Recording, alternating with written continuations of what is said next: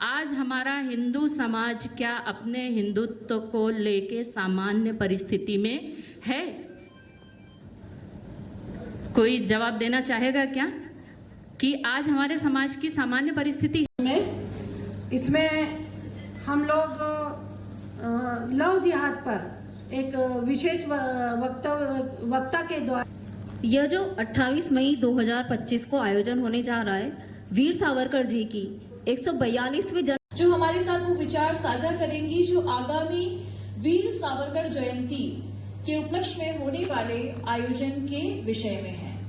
आदरणीय रितु सामनेर जी, उषा खत्री जी, अल्पना तोमर जी, मिथिलेश जी, श्रेया जी, आप सभी का अभिनंदन है। मंच पर आप अपना स्थान लें। आज हम सभी यहाँ आगामी 28 मई को संस्था जन चेतना द्वारा आयोजित किए जाने वाले एक विचार प्रेरक कार्यक्रम की जानकारी प्रस्तुत करने के लिए एकत्रित हुए हैं। इस कार्यक्रम में सामाजिक जागरूकता से जुड़े कई महत्वपूर्ण विषयों पर चर्चा होगी जो हमारे इतिहास, सामाजिक चुनौतियों और राष्ट्रीय चेतना से जोड़ने का कार्य करेगी।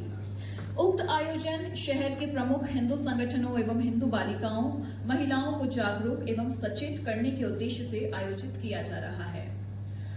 आज के सम्मेलन में हमारे साथ कुछ विशेष व्यक्ति मौजूद हैं जो इस आयोजन के विभिन्न पहलुओं पर प्रकाश डालेंगे। हम उनका भी अभिनंदन करते हैं और अब उनसे जानकारी प्राप्त करते हैं। तो आइए बिना किसी विलंब की शुरुआत करते हैं संस्था जन चेतना के परिचय से, जिसका संकल्प ही समाज में जागरूकता और राष्ट्रीय मूल्यों पर प्रचार प्रसार है। सबसे पहले संस्था जन चेतना के परिचय पर प्रकाश डालने के लिए और इस विषय के लिए मैं आमंत्रित करती हूँ श्रीमती रितु सामनेर जी को, वे हमारे बीच आए। इसमें हम लोग लव जिहाद पर एक विशेष वक्ता के द्वारा एक वक्तव्य रखने वाले हैं। संस्था के द्वारा विभिन्न क्षेत्रों में कई कार्य समय समय पर किए जाते हैं, जिसमें होली उत्सव का रंगारंग कार्यक्रम रहता है। होली उत्सव के माध्यम से संस्था द्वारा रंगोली बनवाई जाती है, जिसमें कई कलाकारों को प्रोत्साहित भी किया जाता है। इसी के साथ भव्य दशहरा मिलन कार्यक्रम और रावण दहन कार्यक्रम भी संस्था द्वारा किया जाता है। उसमें भी समाज के विभिन्न क्षेत्रों में कार्य करने वाले कलाकारों को इसके साथ ही संस्था का मुख्य उद्देश्य समाज में सामाजिक कार्य करना, जैसे रक्तदान शिविर लगाना या फिर शिक्षण की दिशा में महत्वपूर्ण कदम है। और साथ ही लव जिहाद का शिकार हुई बच्चियों को बचाने का कार्य भी संस्था द्वारा किया जाता है। अगर कोई महिला पीड़ित होती है और संस्था से संपर्क करती है तो उसको व्यवस्था उपलब्ध करवाई जाती है। उसका नाम गुप्त रखकर हमारे सभी भाई लोग उसको सहयोग करते हैं। यहाँ तक कि वकील की जरूरत पड़े या थाने पर जाना पड़े, उसके लिए भी हमारे भाई लोग सहयोग करते हैं। इसी तरह संस्था जन चेतना द्वारा समय समय पर बहुत सारे आयोजन किए जाते हैं। इसी कड़ी के अंतर्गत वीर सावरकर जी की जयंती का ये कार्यक्रम आयोजित किया जा रहा है। आगे की जानकारी हमारी बहन श्रेया चौबा द्वारा दी जाएगी। आप सभी को यह जो 28 मई 2025 को आयोजन होने जा रहा है, वीर सावरकर जी की 142वीं जन्म जयंती के उपलक्ष्य में किया जा रहा है। इसीलिए वीर सावरकर जी के जीवन पर प्रकाश डालने के लिए डॉक्टर प्रदीप त्रिपाठी जी वक्ता के रूप में हमारे बीच उपस्थित रहेंगे। डॉक्टर प्रदीप त्रिपाठी जी जो है वो समाज सेवा के क्षेत्र में कई वर्षों से कार्य कर रहे हैं, हिंदुत्व के लिए कार्य कर रहे हैं और कई सारी संस्थाओं से जुड़कर समाज सेवा के पद पर अग्रणी हैं। डॉक्टर वीर सावरकर जी, जिनका पूरा नाम विनायक दामोदर सावरकर जी था, उन्हें जनता ने वीर की उपाधि दी थी, इसीलिए उन्हें हम वीर सावरकर जी के नाम से जानते हैं। हिंदू शब्द जो हमारे बीच में है, हिंदुओं के संगठन के लिए हिंदुत्व शब्द का आविष्कार उन्होंने ही किया था। हिंदुत्व शब्द उन्हीं की खोज थी और उनका जीवन उन्होंने पूरे हिंदू के लिए ही समर्पित किया। उन्होंने कई राजनीतिक पार्टियों ने अपने गण में सम्मिलित करने की कोशिश की, लेकिन वो राजनीति से पूरी तरह से परे थे। उनका पूरा कार्य और जीवन जो था हिंदुत्व के लिए समर्पित था। वो इकलौते ऐसे व्यक्ति है, हमारा जीवन एक होता है और इस एक जीवन में उन्हें 2 बार काले पानी की सजा सुनाई गई है। एक बार उन्हें लंदन में पेरिस से लंदन पहुंचने पर गिरफ्तार भी कर लिया गया था, जब वह जल मार्ग से किसी प्रकार छुपते छुपाते हुए वहां से भाग आए थे और निकल गए थे। लेकिन 1910 में उन्हें एक बार काले पानी की सजा सुनाई गई, दोबारा फिर उन्हें 1911 में फिर काले पानी की सजा से सुनाई गई। लेकिन उनके जीवन में कई बार कई सारी कठिनाइयों का उन्होंने सामना किया। वो एक अच्छे वकील भी थे, अच्छे वक्ता भी थे, कवि भी थे। उन्होंने हिंदू नामक एक किताब भी लिखी है, बहुत अच्छे कवि थे, वक्ता थे। लेकिन उन्हें कई सारी चुनौतियों का सामना करना पड़ा, कई बार जेल जाना पड़ा, कई बार परेशानियों का सामना। सब इतनी देर से बैठे हुए हैं, मेरी हार्दिक इच्छा है कि हम सब एक बार अपनी भारत माँ को जरूर याद कर लें। भारत माता की, भारत माता की, भारत माता की, वंदे वंदे वंदे। महानुभाव, जैसे आप सबको जानकारी है कि हम एक ऐसे अनोखे विशेष कार्यक्रम के आयोजन की सूचना के लिए यहाँ एकत्रित हुए हैं। कार्यक्रम की रूपरेखा के बारे में जैसे हमारी दीदी ने पूर्व में बताया है, एक बार मैं अपने स्मरण के लिए फिर से वाचन कर लेती हूँ। यह कार्यक्रम हो रहा है वीर सावरकर जी की जन्म जयंती पर विशेष आयोजन। संस्था जन चेतना के तत्वाधान में लव या जिहाद सचेत कार्यक्रम आयोजित किया गया। स्थान है होटल रामाश्रय पैराडाइज, वीर सावरकर चौराहा। दिनांक है 28 मई 2025 और समय है 5:30 बजे से। उस कार्यक्रम में हमारे बीच में कई वक्ता उपस्थित होने वाले हैं, हमें जागृत करने के लिए, जिनका परिचय अभी श्रेया दीदी ने भी विस्तार से उनके विषय में भी बताया और उनका परिचय भी बताया है। अगला परिचय देने के लिए मेरे पास अगला विषय बताने के लिए आया है, जो हमारे इस कार्यक्रम की प्रमुख वक्ता हैं। अब वो वक्ता क्यों प्रमुख हैं, इसके बारे में मैं जरूर आप लोगों से पहले बात करना चाहूँगी कि हम सब आज सामान्य परिस्थिति में क्या हैं। आज हमारा हिंदू समाज क्या अपने हिंदुत्व को लेके सामान्य परिस्थिति में है? कोई जवाब देना चाहेगा क्या कि आज हमारे समाज की सामान्य परिस्थिति है? नहीं है। क्यों? क्योंकि हमारे समाज के ऊपर बहुत ही घोर संकट छाया हुआ है। वो संकट हमारा अपना ही बताने वाला, हमारे अपने ही बनने वाले, हमारे ही देश में, हमारी ही मातृभूमि में, हमारे साथ ही रहने वाले ऐसे कुछ विधर्मी लोग हैं जो कि हमें हमारे हिंदुत्व में कैसे बाधाएं डालें, हम अपने हिंदुत्व को निभा ना सकें, हम अपने धर्म से कैसे भ्रष्ट हों, उसके वो विभिन्न तरीकों से प्रहार हमारे समाज के ऊपर निरंतर करते जा रहे हैं। आज हम देखते हैं कि हमारे समाज में ना कोई बच्ची सुरक्षित है, ना कोई व्यवसाय सुरक्षित है, ना ही कोई स्थान सुरक्षित है। हम देख रहे हैं कि ये निरंतर कई प्रकार के षड्यंत्र चलाकर हमारे समाज को आघात पहुंचा रहे हैं। हम अपनी बच्चों को शिक्षा के लिए भेजें, वहाँ भी बच्चियाँ असुरक्षित।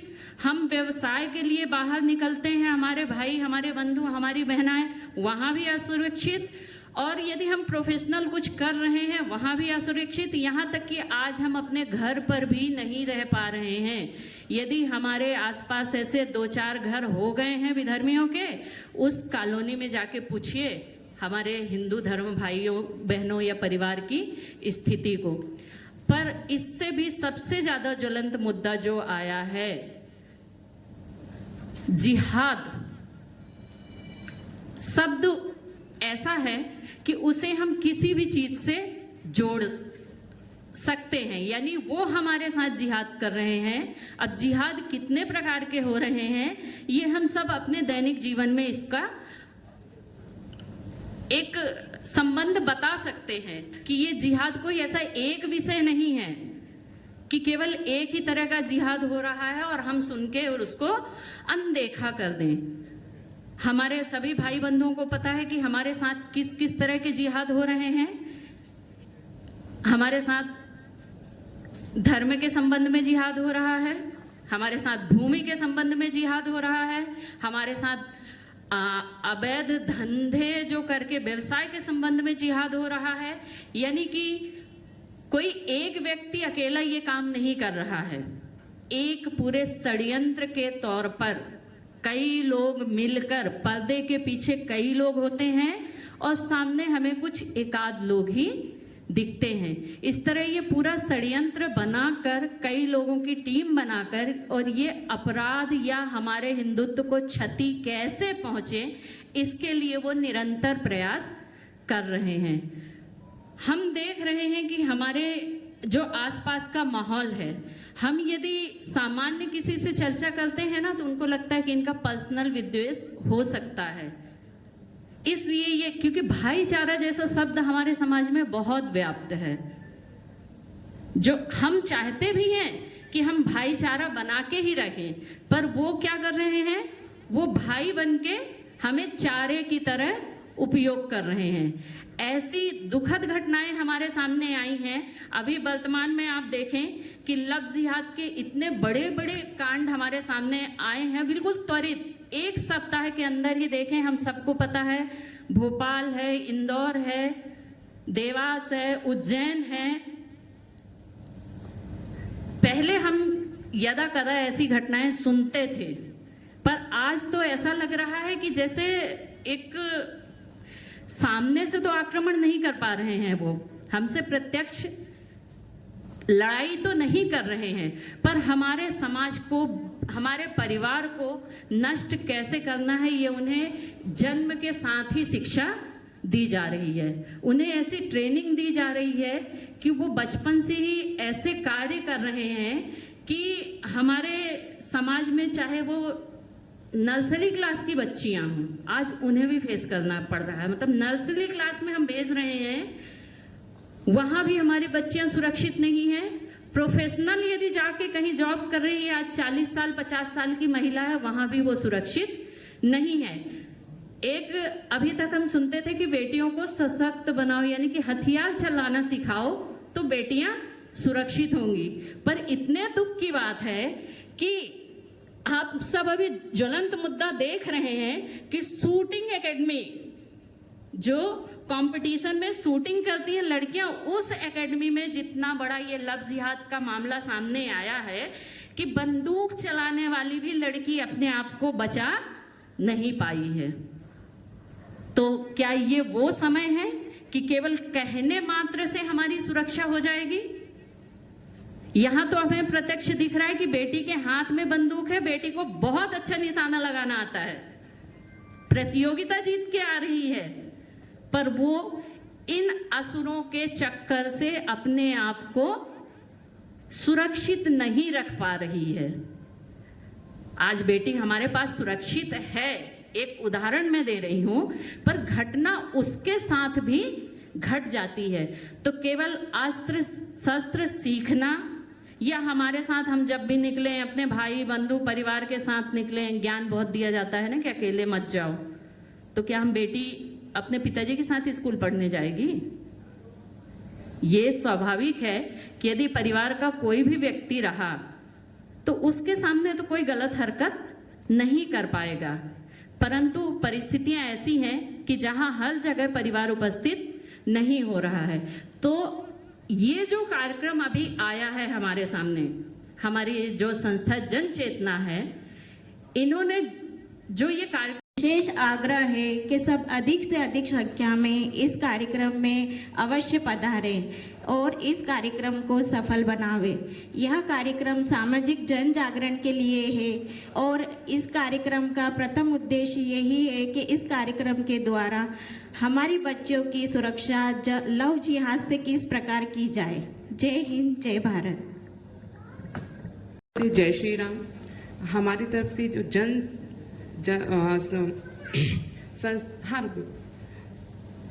संस्था जन चेतना की तरफ से जो कार्यक्रम आयोजित किया गया है, उसमें श्रीमती काजल हिंदुस्तानी जी आ रही हैं, जिसे हमें सुनने, समझने और आगे कुछ सीखने को मिलेगा। इसीलिए हमें सब महिला मातृशक्ति और युवा बेटियों से आवेदन करती हूँ कि अधिक से अधिक संख्या से आएं और कुछ सीखें, अपनी ज़िंदगी में बदलाव लाएं और आत्मशक्ति बढ़ाएं। धन्यवाद। जय श्री राम।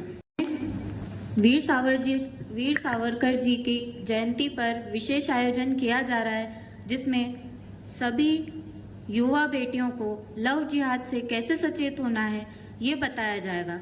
मेरा सभी बहनों से निवेदन है कि 28 तारीख को ठीक 5:30 बजे रामाशय पैराडाइज वीर सावरकर चौराहे पे आकर कार्यक्रम को सफल बनावे। धन्यवाद। जय श्री राम। आज इस पत्रकार वार्ता में हमने सामाजिक चेतना, राष्ट्रीय अस्मिता और इतिहास के उन आयाम पर विचार विमर्श किए हैं जिन्होंने भारत के निर्माण में अपना अमूल्य योगदान दिया है। इस कार्यक्रम में मैं हमारे बीच उपस्थित होने वाले हैं वक्ता डॉक्टर प्रदीप त्रिपाठी जी एवं राजश्री जोशी जी और मुख्य प्रवक्ता काजल हिंदुस्तानी जी, जिनके विचार हम सभी के लिए पथ प्रदर्शक होने वाले हैं।